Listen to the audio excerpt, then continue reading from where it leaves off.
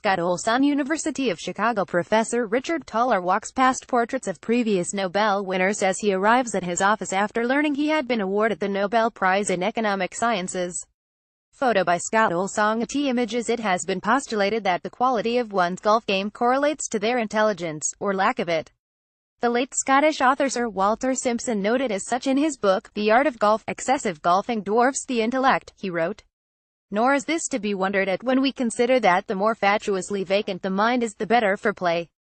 It has been observed that absolute idiots play the steadiest, so with that in mind we'll make the leap that Richard Thaler, though an avid golfer, is not necessarily a skilled one.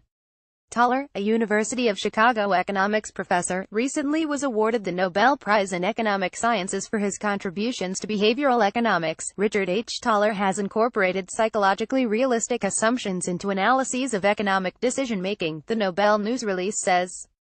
By exploring the consequences of limited rationality, social preferences, and lack of self-control, he has shown how these human traits systematically affect individual decisions as well as market outcomes. For on the right be the way, if you were to assume that Thaler is the first avid golfer to win a Nobel Prize in Economic Sciences, you would be justified in doing so, but you also would be wrong. His friend and frequent golf partner Eugene Fama, also a University of Chicago professor, won the Nobel Prize in 2013. Fama hinted at the quality of Thaler's game in an interview he did with The New Yorker's John Cassidy. Fama was discussing analyses of market returns. When Cassidy asked him whether he and Thaler discuss this stuff when you are playing golf, sure, Fama replied.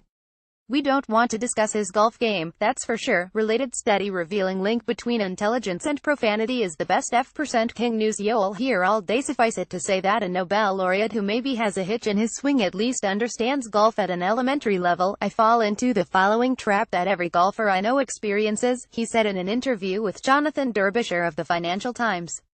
You go out on the practice range and something kind of clicks and you start hitting the ball very crisply. And you're sure that you've found it, the holy grail, that all you have to do is hold your hand in a certain way.